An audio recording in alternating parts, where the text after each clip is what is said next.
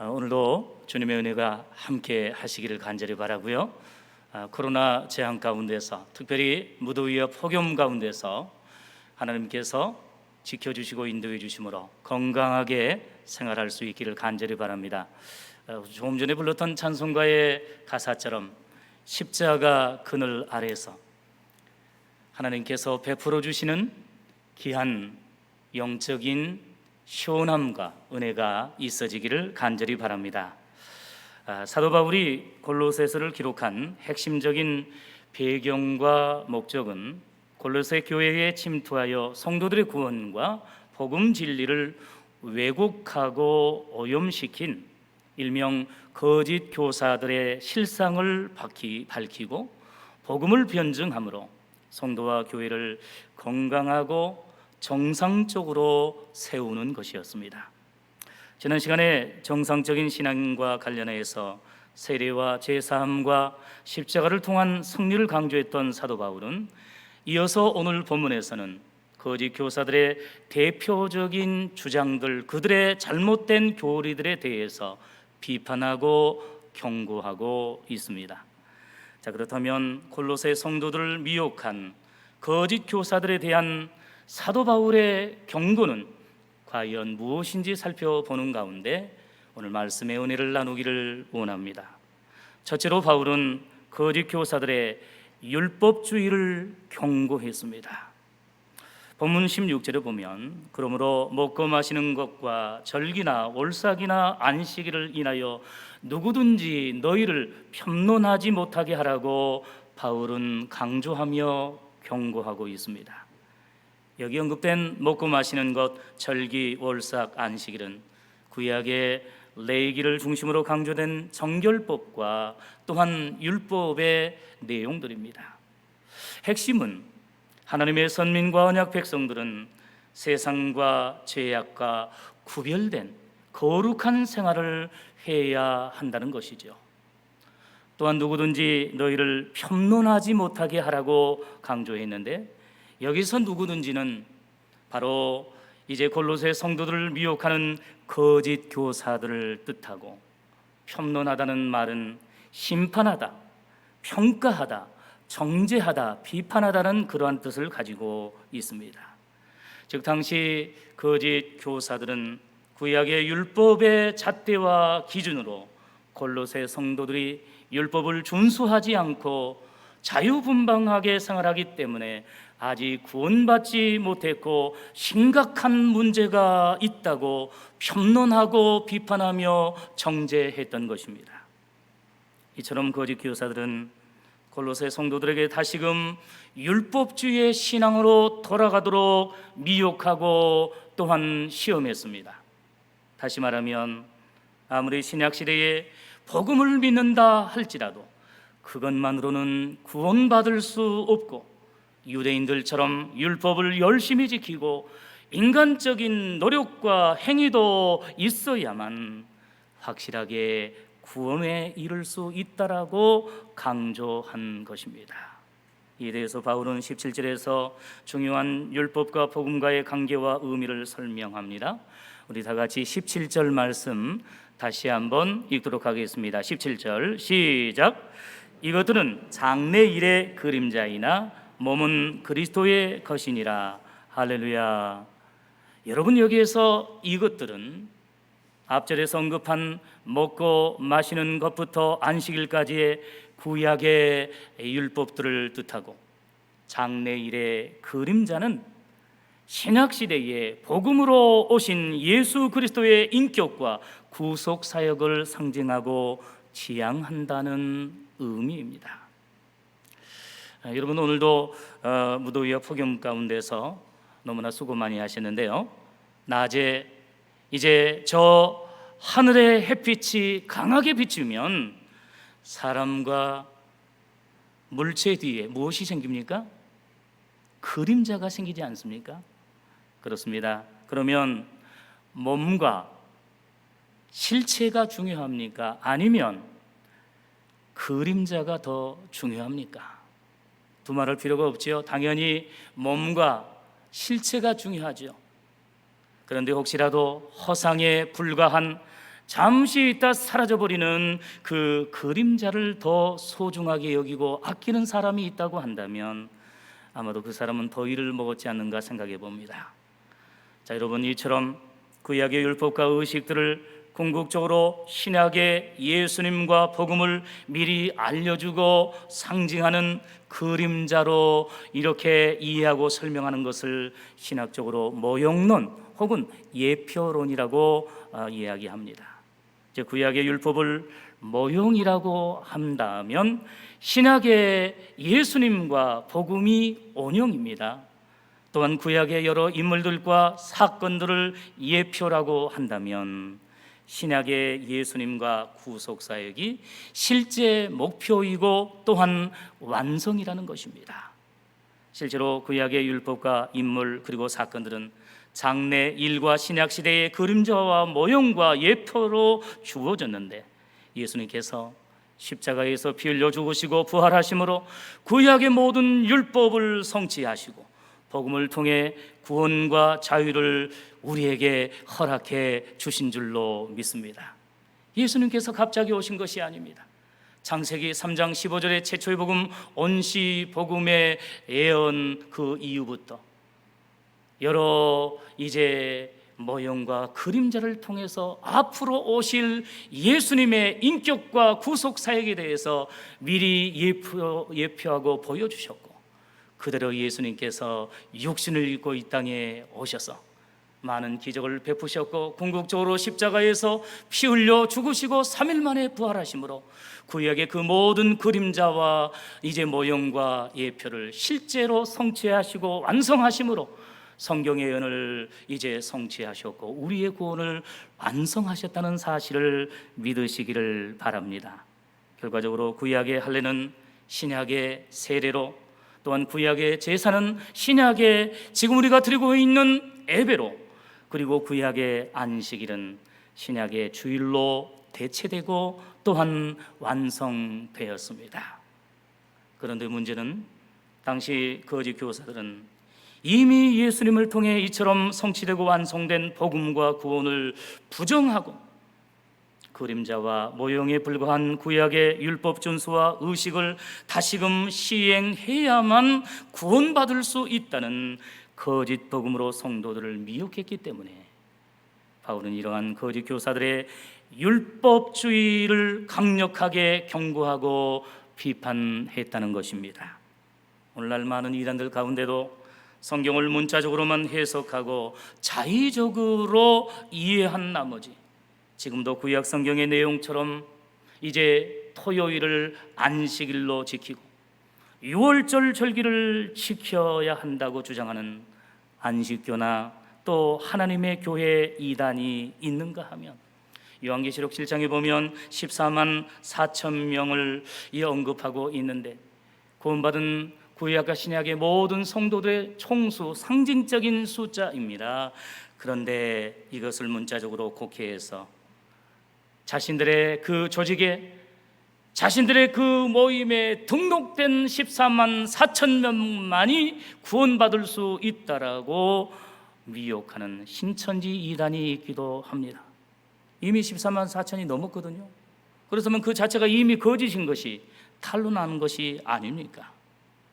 무엇보다도 그들은 기성교회의 성도들처럼 자유롭고 편하게 교회 생활을 하면 구원이 없고 자신들의 모임에서 새롭고 무엇인가 특별한 성경 공부를 하면서 지금까지 교회의 설교에 통해서 구역과 혹은 교회 여러 성경 공부를 통해서 들어보지 못했던 신비하고 특별한 교리를 이제 이야기한다라고 강조하면서 혹은 탁월하게 열심히 헌신하고 충성해야만 구원받을 수 있다라는 신율법주의를 통해서 많은 성도들을 미혹하고 있습니다. 우리 성도들도 처음에는 다 열심히 신앙생활 하죠.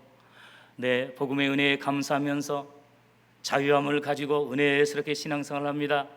그러나 오래 신앙생활하고 또 직분생활을 하는 가운데 조금은 이제 이렇게 믿음이 조금은 느슨해진 경우도 있는 것이 사실입니다.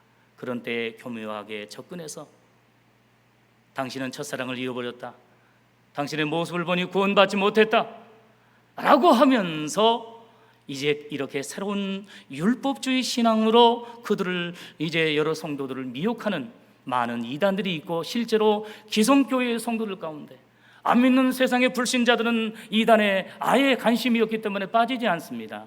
대부분 기성교회의 성도들 가운데 이러한 미혹에 빠져서 불행한 길을 걸었고 있는 분들이 많이 있는 것을 보게 됩니다.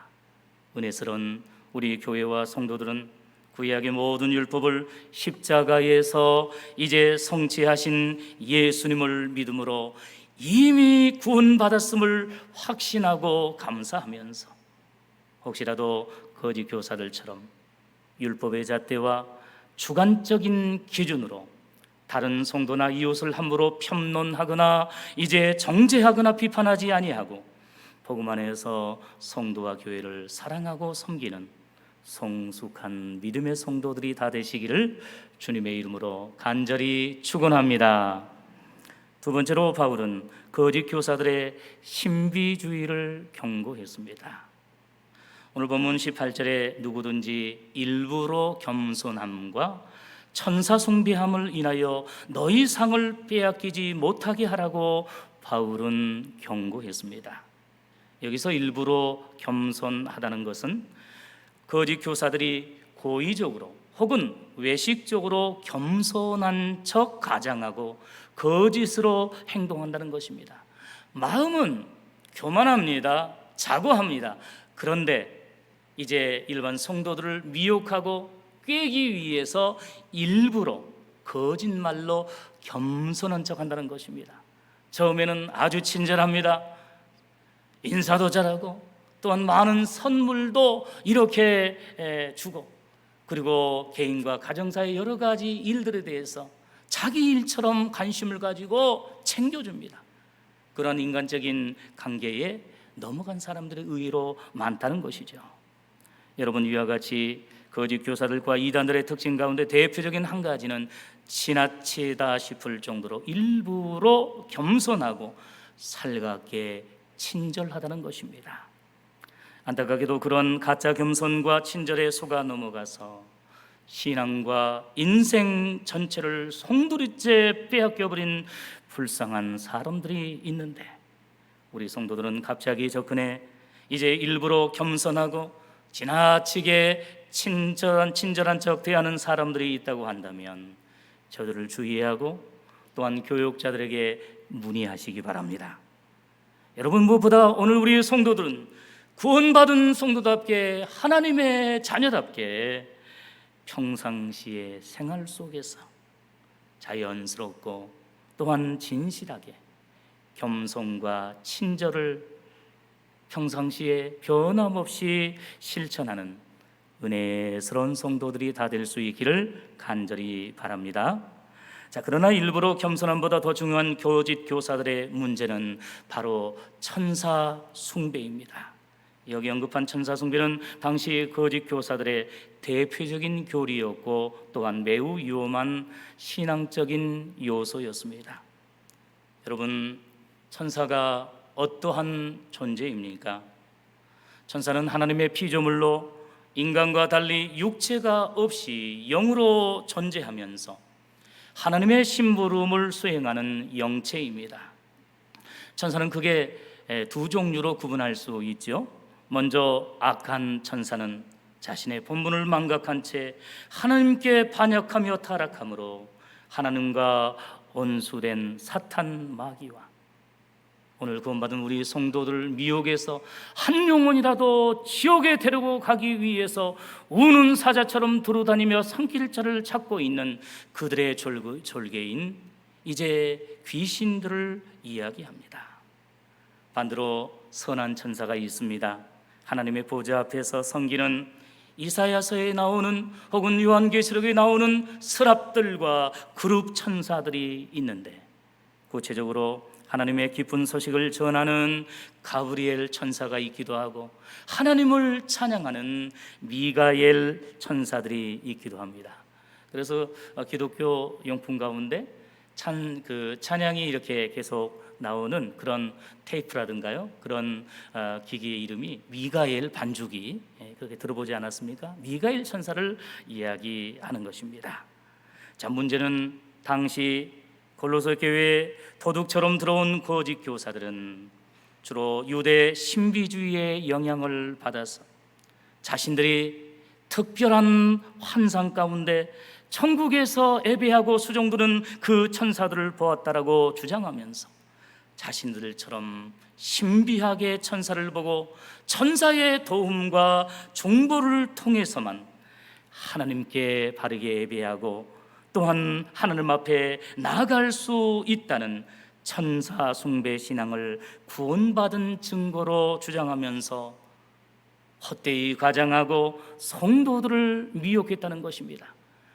당신들이 골로새 교회 성도들이 아직 기도하는 가운데 혹은 환상 가운데 천사를 보지 못했다고 한다면 당신은 구원받지 못했다고 이야기하면서 자신들만이 천사를 보았다고, 자신들처럼 이제 천사를 보아야만 구원을 얻을 수 있고 하나님을 바르게 예배할 수 있다고 하면서 자신들의 신앙이 대단하게 높고 뛰어난 것처럼 헛되이 과장하는 그러한 행태를 보였다는 것입니다.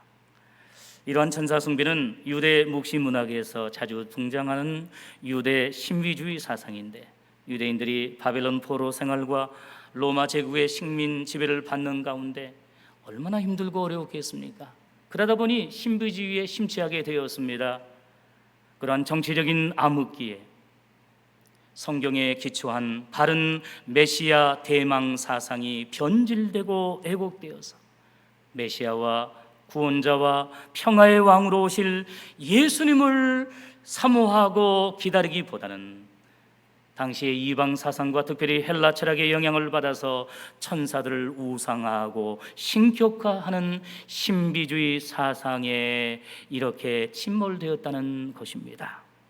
그러나 이러한 왜곡된 천사 숭배로 인하여 너희 상을 빼앗지 못하게 하라고 바울이 강력하게 경고한 것처럼 이것은 단순한 상급의 문제보다도 본질적인 구원과 관련된 문제가 아닐 수 없습니다.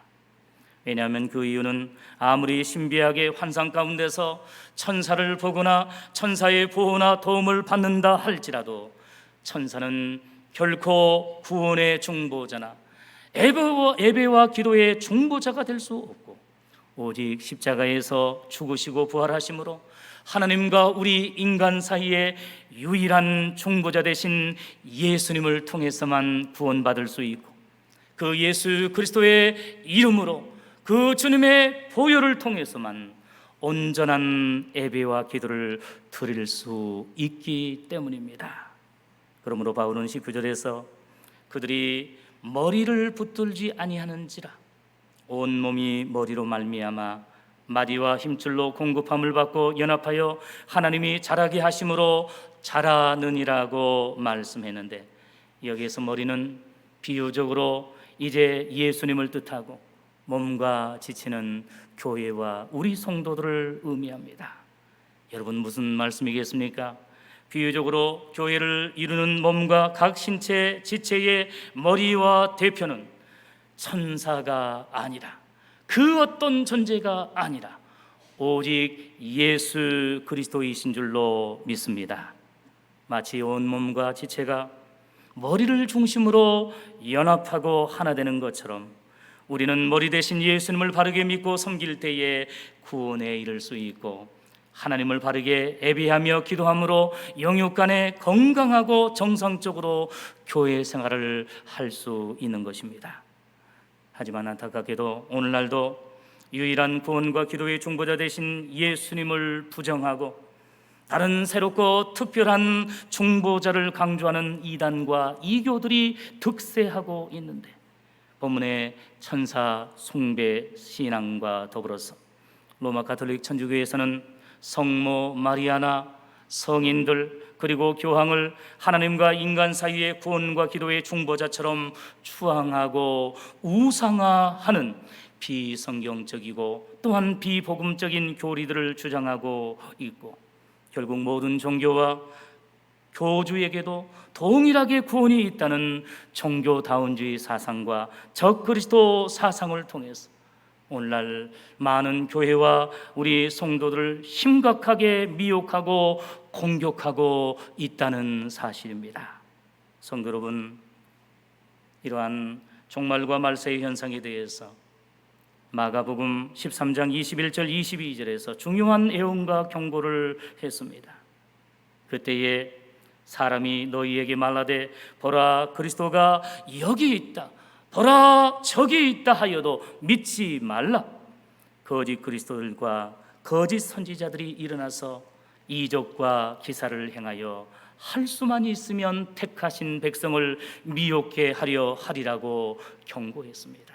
이 경고의 말씀, 예언의 말씀대로 실제 이제 소아시아 골로새 교회에 이러한 거짓 교사들이 나타나 거짓 선지자들이 나타나서 성도들을 미혹하고 시험했던 것입니다. 이러한 말세의 예언과 경고의 말씀대로 앞으로 어느 누가 신비한 꿈과 환상을 보았고 특별한 계시와 예언을 들었고 어떠한 천사와 또한 그리스도와 사도가 나타났다 할지라도 결코 미혹되거나 흔들리지 아니하고 유일한 특별 계시와 구원 계시이며 신앙과 행위의 표준과 규칙인 하나님의 말씀과 예수 그리스도의 피로 세워진 교회를 중심으로 복음과 진리 안에서 끝까지 믿음을 지킴으로 결단코 천국의 상, 구원의 상을 빼앗기는 불행한 성도가 아니라, 요즘도 교회에서 올림픽 하고 있죠. 우리 강주 출신의 이제 양궁 선수가 금메달을 3개나 따는데 얼마나 가슴이 벅찬지 모르겠습니다.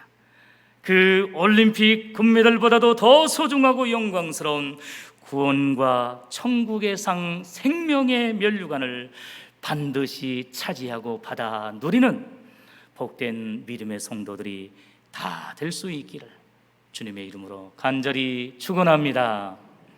마지막 세 번째로 바울은 거짓 교사들의 인본주의를 경고했습니다. 첫 번째는 율법주의를 경고했습니다. 두 번째로는 천사 숭배, 그 신비주의를 경고했고요. 마지막 세 번째로는 거짓 교사들의 인본주의적인 그 신앙을 경고하고 비판했습니다. 20절 말씀에 너희가 세상의 초등학문에서 그리스도와 함께 죽었거든 어찌하여 세상에 사는 것과 같이 의문에 순종하느냐라고 말씀합니다. 우리의 몸은 비록 이 세상에 살지만 이제 우리가 구원받았기에 영적으로는 천국의 시민으로 살아야 할 줄로 믿습니다. 22절에서는 이 모든 것은 쓰는 대로 부패로 부패에 돌아가리라. 사람의 명과 가르침을 쫓느냐? 어찌하여 주님의 말씀과 복음보다도 거짓 교사들의 사람의 말을 듣고 순종하느냐?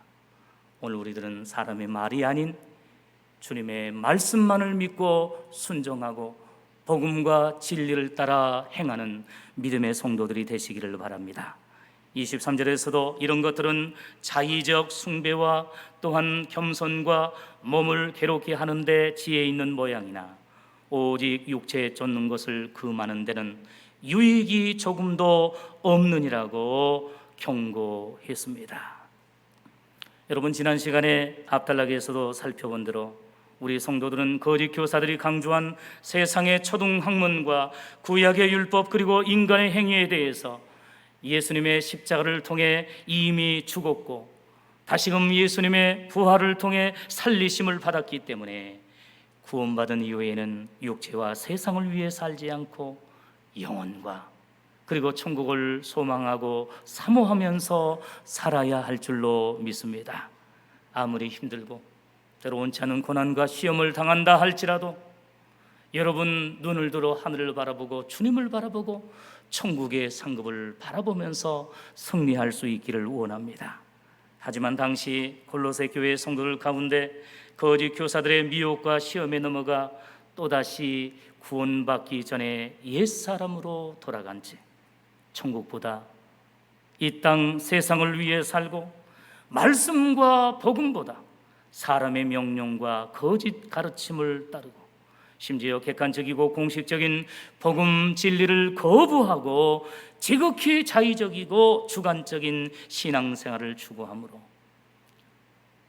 결국 이제 몸을 괴롭게 하는 육체의 고행을 통해서까지라도 깨달음과 구원에 이루고자 한 어리석은 성도들이 골로새 교회 안에 있었다는 것입니다. 이러한 현상을 한마디로 말하면 바로 인본주의라고 말할 수 있습니다. 인간 중심적인 육체 중심적인 신앙이라고 말할 수 있습니다. 이런 인간 중심적인 인본주의 신앙에 대해서 바울은 23절 끝부분에서 명확하게 선포합니다. 유익이 조금도 있습니까? 없습니까? 없느니라. 유익이 없되 조금도 없다는 사실입니다. 여러분, 성경의 역사 그리고 또한 세계의 역사를 보십시오. 하나님을 떠나 인간이 중심이 될 때에 노아 홍수 심판이 있었습니다. 소돔과 고모라의 유황불 심판이 있었습니다. 신중심과 기독교 중심의 신앙을, 구원 신앙을 거부하고 인간의 이성과 합리성을 주장한 르네상스 시대와 계몽주의 시대 이후에 세상의 타락과 세계 대전의 발발로 극심한 고통을 얻게 되었습니다. 그런가 하면 성경과 복음 진리에서 떠난 인본주의에 기초한 자유주의 신학과 신앙이 서구 유럽과 미국 또 우리 한국 교회까지 침투하고 장악했을 때에 신학교가 작용화되었습니다. 교회와 성도들의 뜨겁고 은혜스러웠던 오직 예수의 신앙이, 보수 신앙이 차갑게 식어져 버리고 교회가 쇠퇴해지는 안타까운 현상이 일어나고 있습니다. 이런 점에서 지금 우리 한국교회와 우리 영광되기를 위협하는 가장 큰 적도 바로 인본주의 신앙과 세속주의 신앙임을 분별하고 주의할 수 있기를 바랍니다.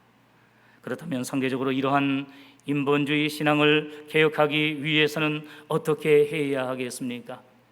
인본주의의 반대인 무엇입니까? 신본주의 신앙을 회복해야 할 줄로 믿습니다. 하나님께서 기본이 되고 하나님께서 기준이 되고 하나님의 영광이 목표가 되는 신본주의의 신앙을 회복하고 강화하는 우리 성도들과 우리 교회가 될 수 있기를 간절히 원합니다. 진실로 우리 교회와 총회가 추구하고 지향하는 역사적인 이제 칼빈주의 신학과 개혁신학의 특징과 핵심은 어떠한 이제 인간 중심의 인본주의와 세속주의를 배격하고 구원과 생활에 있어서 철저하게 하나님의 절대 주권과 하나님의 영광을 강조하는 신본주의 신앙임을 믿으시기를 바랍니다. 그러므로 현대교회의 타락과 한국교회의 위기를 극복하고 우리 성도들과 직분자들의 신앙과 생활을 개혁하고 성숙시키기 위해서는 오늘 본문의 사도 바울과 종교개혁 시대의 존 칼빈과 우리 한국교회 보수 신학과 개혁 신학을 전수하고 계승한 박형룡 목사님과 정기호 목사님처럼 철저한 신본주의 신앙과 하나님 중심의 신앙을 회복하고 실천하는 우리 믿음의 성도들이 다 될 수 있기를 간절히 바랍니다. 우리 영광대교회가 어떤 교회입니까? 116년 전에 세워지되 하나님의 절대 주권과 성경의 절대 권위를 믿고 또한 오직 유일한 구원자 되시는 예수 그리스도의 복음 진리만을 찬양하고 증거한 참된 은혜스러운 교회요 또한 성도들이었습니다.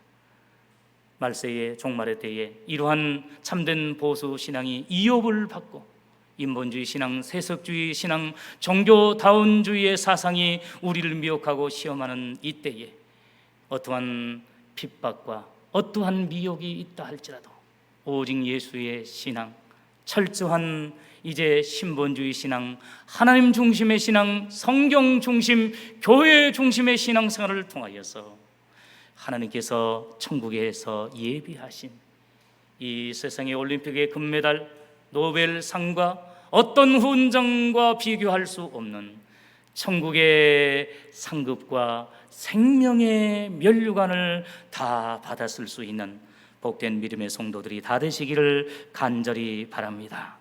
사랑하는 성도 여러분, 말씀을 맺고자 합니다. 오늘 본문에서 사도 바울이 골로새 교회의 거짓 교사들과 성도들에게 경고한 말씀대로 혹시 우리들의 신앙 가운데는 첫째 율법주의의 신앙이, 두 번째로 신비주의의 신앙이, 세 번째로 인본주의의 신앙이 은연중에 있지는 않는지 되돌아보면서 상대적으로 복음 중심과 예수님 중심 그리고 하나님 중심의 신본주의 신앙으로 철저하게 무장하고 또한 승리할 수 있는 복된 귀한 성도들과 은혜스러운 우리 교회 될 수 있기를 주님의 이름으로 간절히 축원합니다. 기도하겠습니다. 사랑의 주님, 골로새 교회에 침투한 거짓 교사들의 율법주의와 신비주의와 인본주의의 신앙을 타파하고 철저히 이제 복음과 성경 중심, 하나님 중심의 신본주의의 신앙으로 모든 미혹을 이기고 재림하신 예수님을 사모하며 하나님 믿음을 지키고 승리할 수 있는 우리 모든 성도들과 교회가 되게 하여 주시옵소서. 예수님의 이름으로 간절히 기도하옵나이다. 아멘.